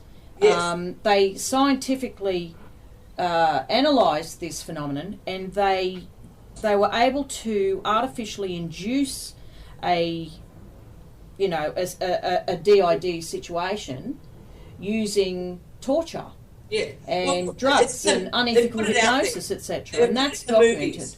They've put it in the movies. Perfect examples of it, of mind control. One was with Charles Bronson in a movie called Telefon, Telefon. Now you'll see in that where I think it was the Russians, and he rang a bell, and all of a sudden the bell was the trigger for this guy to react and do his programming. Another one was The Manchurian Candidate with Denzel Washington, with the memories when they play with the mind. Another one, a very good one, is The Long Kiss Goodnight. Another one is The Bourne Identity, where they created Jason Bourne. Now, that was all done through repetitive traumas. If you look at the movie at the end, they show you the drowning, the almost drowning, and this is also a part with children when they bring them to the point of where they think they're going to die. Then the perpetrator then suddenly rescues them. This creates a bond within the mind of bonding to the perpetrator, because on one hand they're trying to kill them, but the next minute they're rescuing and saving their life. Yeah.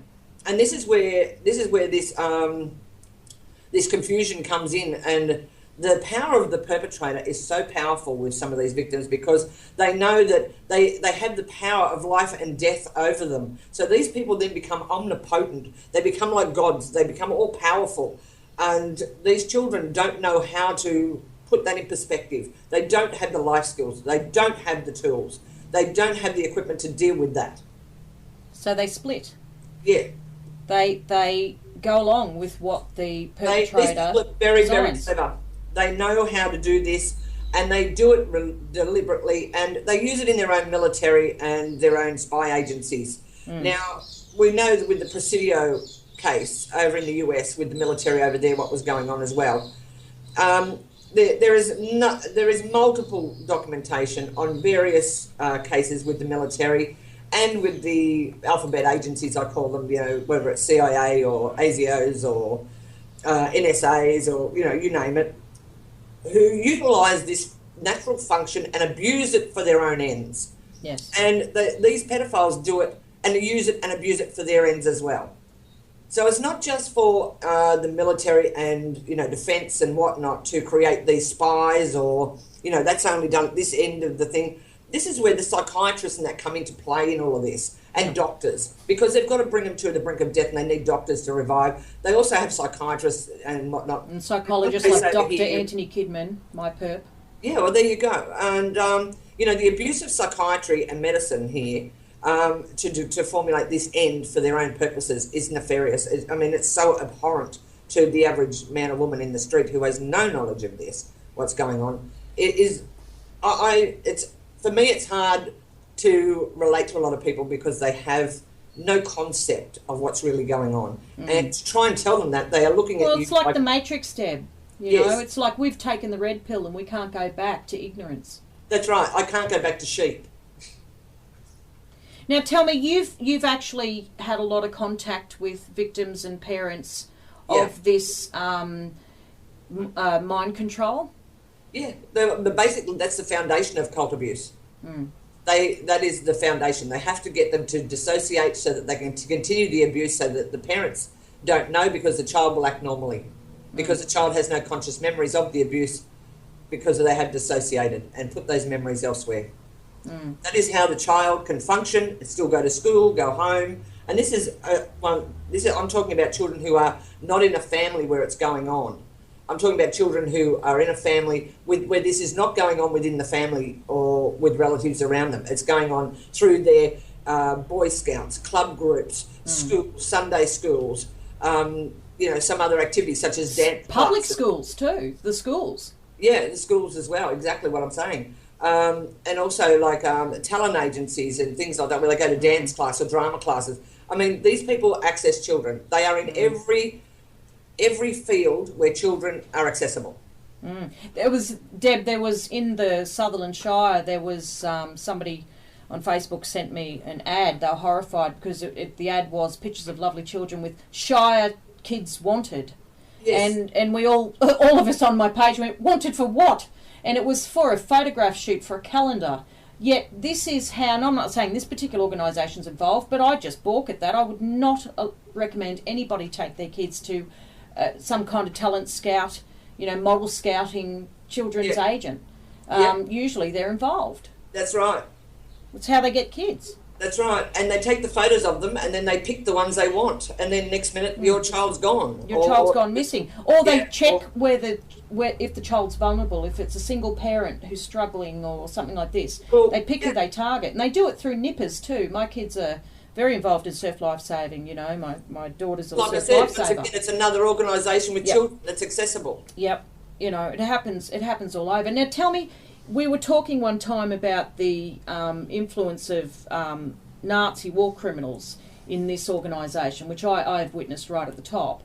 Yes. And you were saying something about you've seen a bit of a relationship between this desire for Aryan-looking children and these cults. Can you tell us a bit about that? The family cult with Anne Hamilton Byrne is a prime example, where all the children's hair were dyed blonde.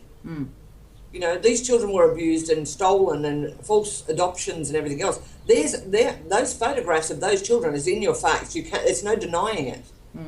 That's one of the ones who are so obvious. For that, we're talking to a lot of people probably here that don't have much information or insight into this. So if they look at the photographs from the children of the Anne Hamilton Byrne family cult case in Victoria of Australia and see the photographs of these children, you will see it is there.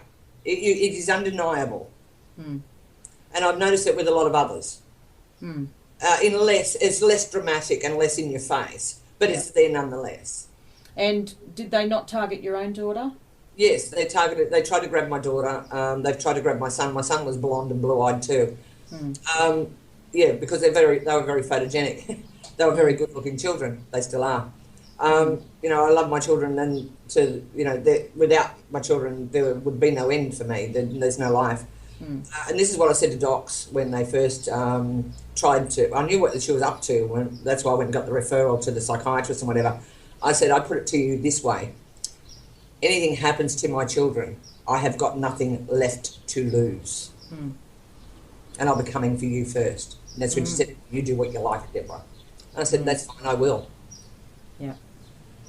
And it was only through my own insight, like, you know, you get that gut feeling that something's wrong with this person.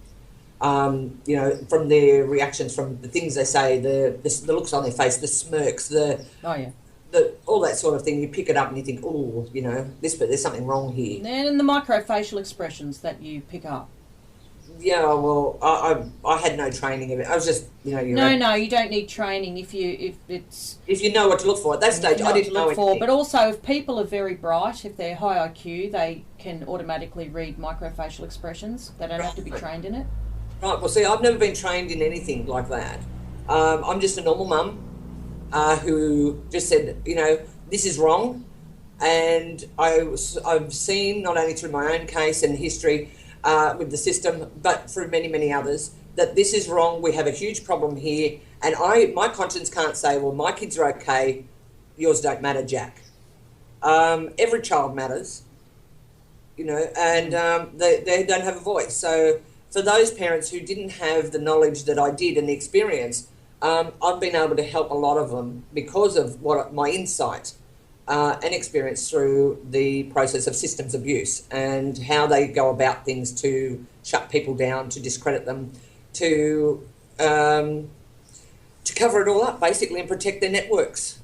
I mean, child trafficking is a very lucrative business, and we're talking not only here with the child sexual abuse here, then we're talking the huge amounts of money that is made with child porn and snuff movies and whatnot with these murders, and where the child is either abused to the point of death happens or is intentionally inflicted by them because that's their bent.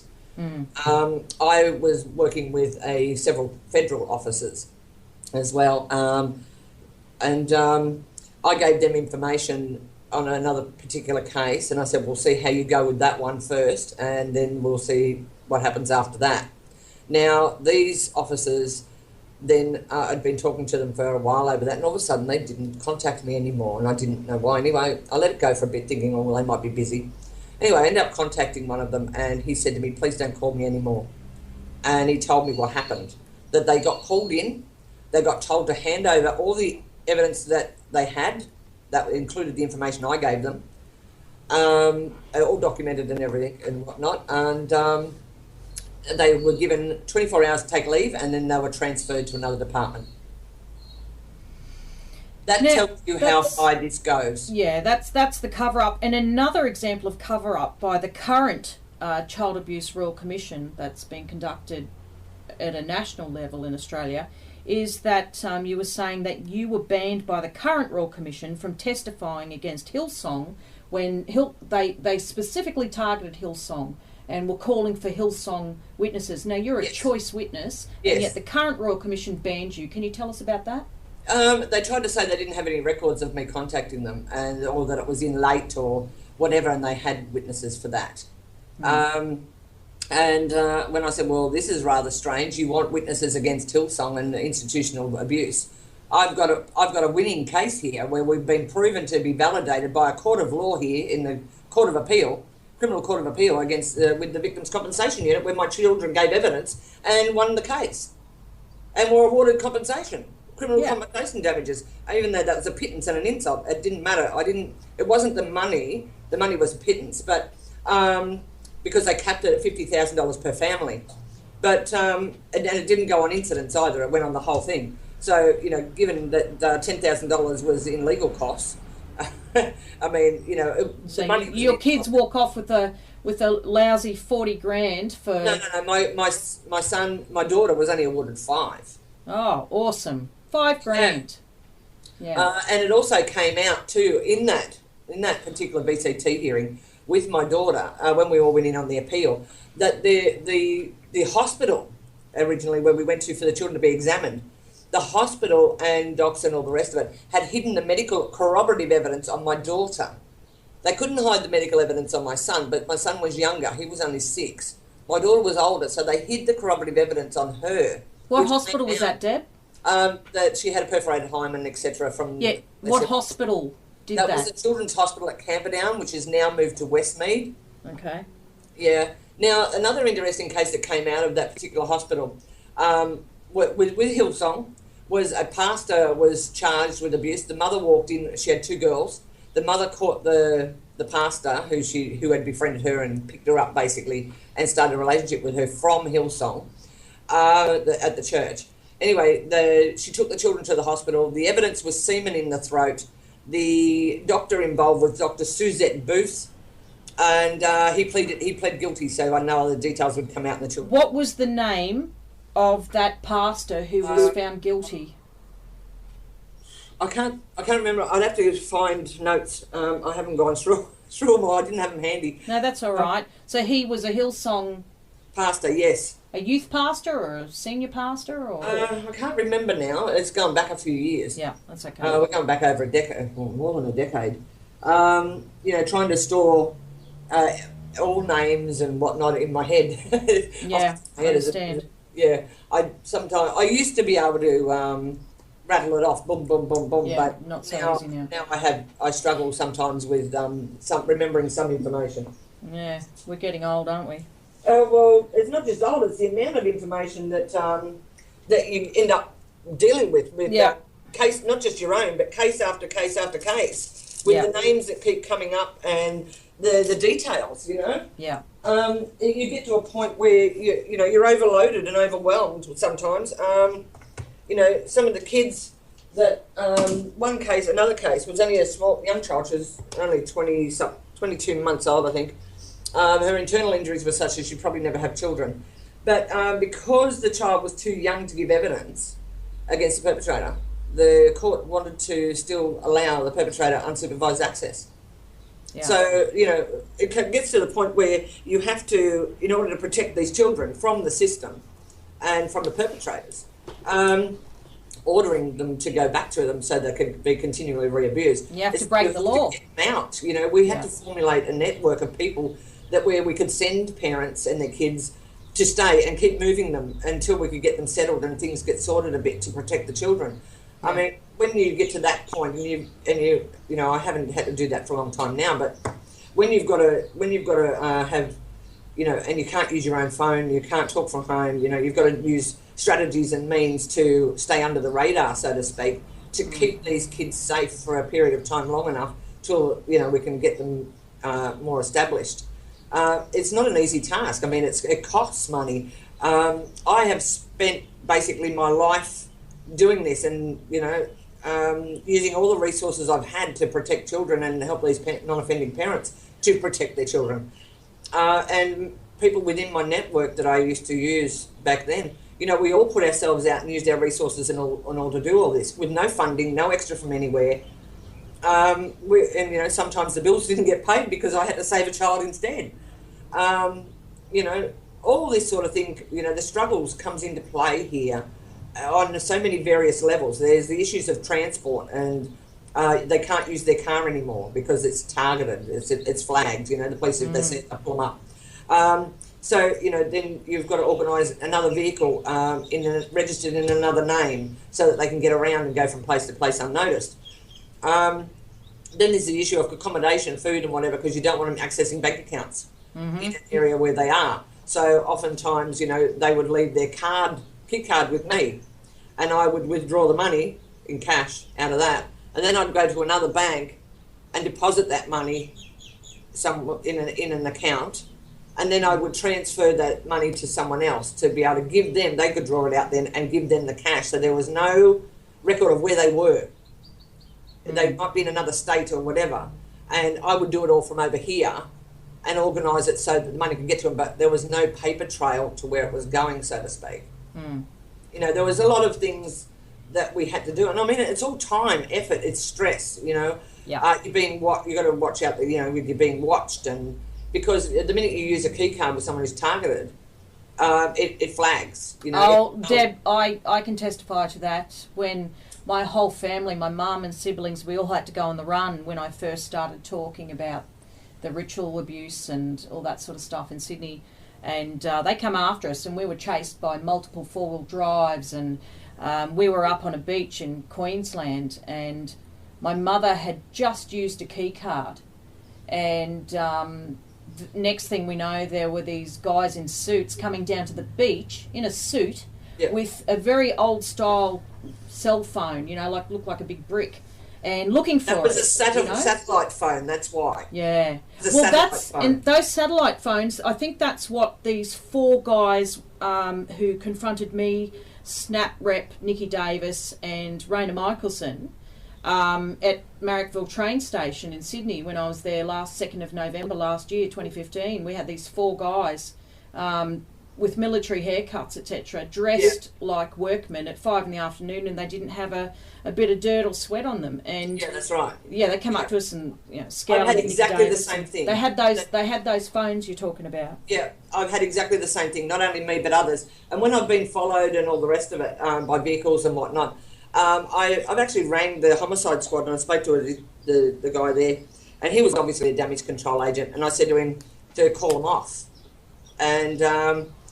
and I said, listen, you're only used as a patsy too. And I said, you think you're protected now, but I said if the shit hit the fan, you would be you're dispensable too. Yeah. I said, so I don't think you're safe. I said, you're just another damage control agent who is easily dispensable as well. I said, now you either call your dogs off, because if push comes to shove, I said, trust me, I said, I will do so. Now I've had ASIO follow me. I got to the point where I knew it was intelligent, so I rang ASIO and I asked for their personnel department. And they put me through, and I said, well, I'm ringing for, he said, can I help you and whatever? And I said, yes, I'd like to apply for a job. And he said, well, what would you like to do? I said, well, I don't really care. I said, I don't care if I'm in your admin or, I said, I don't care if I'm a tea lady there. I said, but if you want to watch me, because I was monitoring my phone calls, I could hear him on the line, I was being followed and everything. I said, if you want to watch me, you can pay for the privilege. And he laughed and he said, you've got some chutzpah. Now, that wasn't part of my vocabulary at the time. I had to look up what the word meant. In other words, it means you've got some guts. Yeah. So, when I've told them, call them off, I'm not an idiot. I know who's following me, and I can see it. It's quite clear. And what was their appearance? Very military style. Yeah. Like you just described. And I've had my friends... What clothing did they wear, Deb, the ASIO officers? What was that? What clothing were they dressed in? Often in suits. Yeah, right. Often in suits or smart casual. Yeah, right. Mm. Well, now there's been some articles put up after I had this incident with tradesman-looking ones where there's been articles in Sydney Morning Herald and everywhere saying, ASIO are now recruiting tradesmen. Yeah. I've had them on my telegraph pole outside and stuff like that too. Oh, yeah, we've had that. Yeah, we've had that. I put up, hey, Deb, just on a light note. Whatever you see in the movies when they're watching someone under surveillance and whatnot, how they have their vans and up on the poles or, in tradie uniform to go into somewhere or whatnot. Yeah, expect it, because that's exactly what they do. I've had it all. I've had all the different vehicles. I've had everything from a high-end BMW to the four-wheel drives. I've even had an orange-coloured V-dub follow me.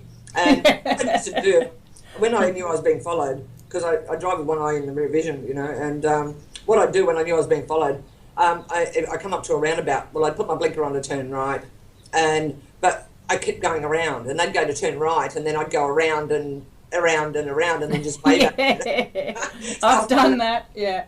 Yeah. Yeah. Or I'd turn the car off at a set of lights, and the light would turn green, and they're behind me, or two cars back, and bipping, and then I'd wait, and as soon as it was about to turn orange, I'd turn the car over. As soon as it turned orange, and then I'd duck around the corner, turn left, or something like that, or turn right, just get through, and they were stuck behind there at the lights, Yeah. Things like that. I had my car tampered with. I actually had my mechanic, and he'd only just serviced it about a week and a half or 2 weeks at the max beforehand. Anyway, I went back to him and I said, because I only ever used the one person all the time with my car, and I went back to him and I said, look, it's going through a lot of petrol, you sure you did something wrong, you didn't do something wrong or whatever? And he said, no. And he said, I'll come and have a look at it. And he had a look, and he told me to go inside and get a cup. And I went inside and got a cup. And he said, right, now turn the car on. I turned the car on, and he put the cup underneath somewhere. And he said, right, turn it off. And I came back out and he went, look, and there was over half a cup of petrol in the cup. He said, this car was set to blow up. He said, the petrol was pouring over your motor. He said, how you haven't blown up yet, I don't know. Now, that was one instance. Now, that was reported to the Wood Royal Commission. The incidents of being followed, where I actually filmed them with the video camera, that was handed in. Ritual sites on video were handed in. I never got any of that back off them, and I only had a couple of copies of some things, because in those days you had to do it on VCR, and to copy footage and stuff was very difficult. It's not, you didn't have your iPhone, did you? No, we didn't have any of that. No.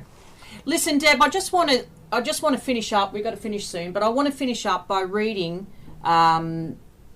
Commissioner Wood's, some of his findings in his summary in his final report, and then I want your feedback on this. Ready? Okay. Yeah. It's from, as someone who experienced all of this firsthand. So he said that ritual abuse does not exist from a law enforcement perspective because, and I quote, ready? There's 7 points. Rarely, if ever, are bodies of the victims or their graves found, nor do neighbours, friends or relatives report children missing in the numbers required to account for the allegations. Point 2. There is rarely, if ever, any evidence of the kind which can be confirmed by modern forensic technology. 3. Signs of physical injury in the form of scarring, burns and the like are not found upon medical examination of victims who report torture of the most extreme and prolonged kind. More often than not, the medical examination fails to confirm the abuse as alleged. So 4, in cases of criminal conspiracy, intergroup jealousies or disputes inevitably develop and throw up an informant. In cases of ritual abuse, this rarely, if ever, occurs. Similarly, a co-conspirator who is otherwise in trouble and prepared to supply information in return for an immunity or assistance in sentencing rarely emerges. Again, and then point 5, again, contrary to experience with child sexual abuse generally, most of the offenders are reported to be females. 6, although many victims claim that photographs are taken and videotapes made of the activity, visual records of the kind are rarely found, nor does the large amount of child pornography in circulation portray the bizarre and ritualistic activities described. And finally, so many people tell the same story and allege the involvement of so many others in the events that it is difficult to see how there could not be independent evidence or knowledge of it on the part of persons outside the alleged rings. So there is main concluding points as to why ritual abuse, why what you said your children saw did not occur. That's right. What's your comment on all of that? What a load of hogwash. That is typical damage control of someone who is involved saying, well, where is your evidence? My children were the evidence. We had the medical evidence. We have a missing child who is missing.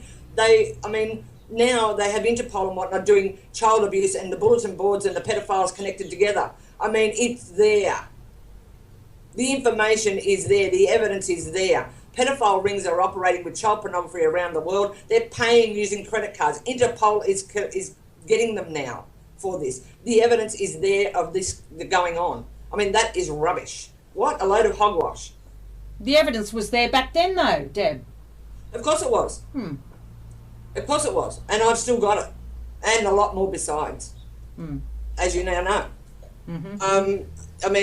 It's undeniable. When you've got two witnesses who've come forward with corroborative testimony and corroborative medical evidence, and the child is officially listed as missing, and they refuse and fail to investigate, what does that tell you? It doesn't take Einstein to figure that one out. 1 + 1 is 2. This doesn't make 10 and some sort of fabrication. That evidence is irrefutable. The case has been won in a court of law as well, that this happened and occurred and damages were paid. So the evidence has been validated. So why isn't there any further investigation into this? Well, I really think the current Royal Commission needs to bring Commissioner Wood up onto the stand, and we need to go over the content of the Wood Royal Commission. That's what needs to happen, because as far as I'm concerned, this Sydney-based trafficking ring is at the heart of all child trafficking and pedophilia in Australia. They are not going to do that, because this is, like I said, a Royal Commission is a fishing expedition. It is a PR exercise to fool the gullible public that, look, we have investigated, we've done all this, we've put recommendations out there, all tied up in a pretty ribbon with a pretty present to sell to a gullible public, and they think, oh, well, they've done something about it now. In fact, nothing has been done. What they have done is find out who is a major threat, what evidence is available out there, which is why I got the reaction I did when I said what I said about other victims and their parents who have not, there's no reports made, and they have disappeared quietly. and I know who they are and where they are. And they are not going to get that information from me because I need to protect them. That's right. I will maintain that confidentiality to the last breath I take. And on that note, I think we'll have to leave it there now. The 2 hours is up.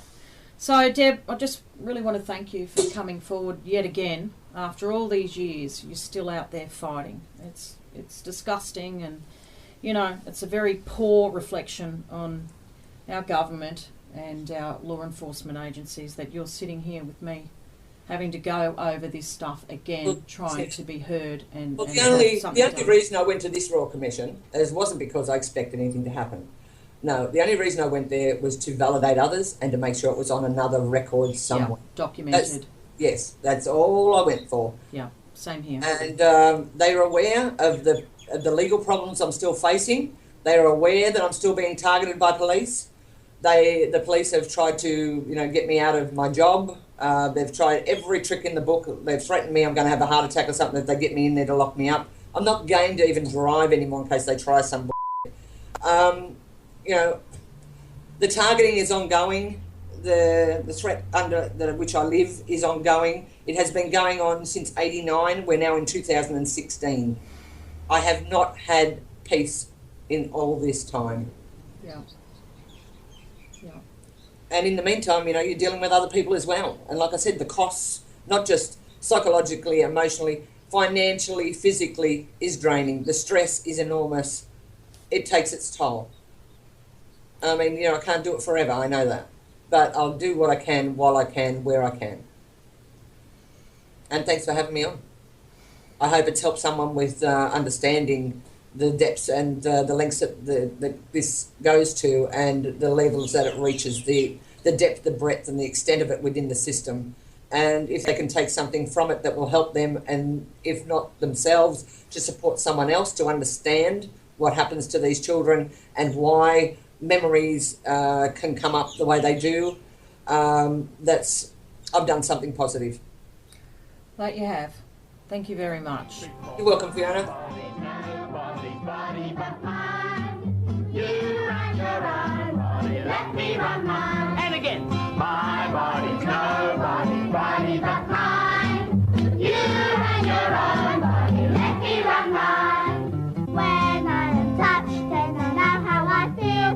My feelings are mine and my feelings are real. Sometimes it's hard to say no and be strong. When the no feeling comes, then I know something's wrong. My body's mine from my head to my toe. Please leave me alone when you hear me say no. My body's mine to be used as I choose.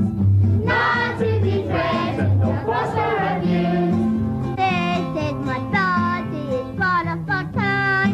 I've got to take care of this body of mine. My body's nobody's body but mine. You run your own body, let me run mine.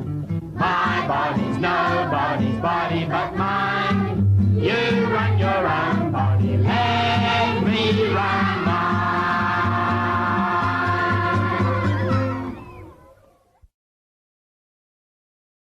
And we'll get all our friends around us and we'll sing a song together. What you speak for my body's nobody's body but mine. You run your own body, let me run mine. And again, my body's nobody's body but mine.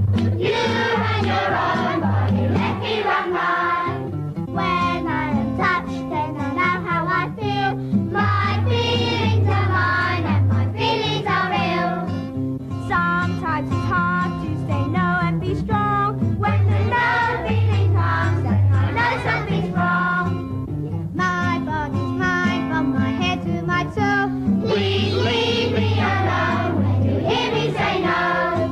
My body's mine to be used as I choose. Not to be threatened or forced or abused. They said my body is part of our time. I've got to take care of this body of mine. My body's nobody's body but mine. You run your own body, let me run mine. My body's nobody's body but mine. You run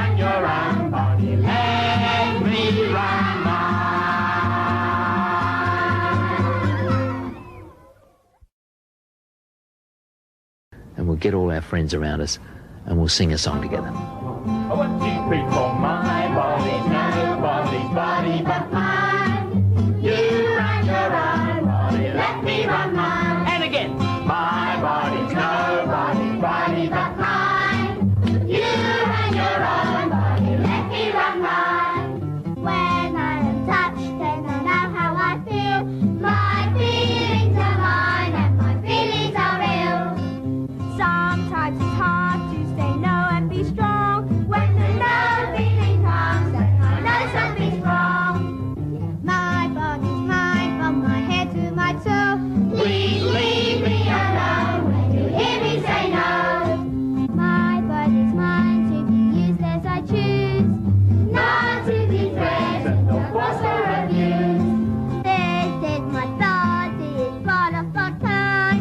I've got to take care of this body of mine. My body's nobody's body but mine. You run your own body, let me run mine.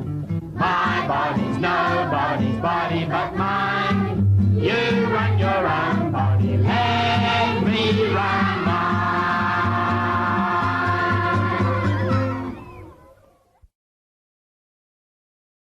And we'll get all our friends around us, and we'll sing a song together. 1, 2, 3, 4. My body's nobody's body but mine. You run your own body, let me run mine. And again. My body's nobody's body but mine. You run your own body, let me run mine. When I am touched, then I know how I feel. My feelings are mine and my feelings are real. Sometimes it's hard to say no and be strong. When the no feeling comes, then I know something's wrong. My body's mine from my head to my toe. Please leave me alone when you hear me say no. My body's mine to be used as I choose. Not to be threatened or forced or abused. This is my body, it's part of our time. I've got to take care of this body of mine. My body's nobody's body but mine. You run your own body, let me run mine. My body's nobody's body but mine. You run your own body, let me run mine.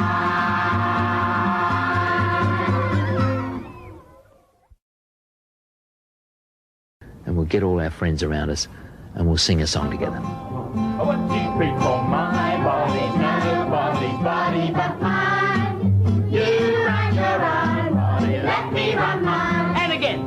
My body's nobody's body but mine. You run your own body, let me run mine. When I am touched, then I know how I feel. My feelings are mine and my feelings are real. Sometimes it's hard to say no and be strong. When the no feeling comes, then I know something's wrong. My body's mine from my head to my toe. Please leave me alone when you hear me say no. My body's mine to be used as I choose. Not to be threatened or forced or abused. This is my body, it's part of our time. I've got to take care of this body of mine. My body's nobody's body but mine. You run your own body, let me run mine. My body's nobody's body but mine. You run your own body, let me run mine.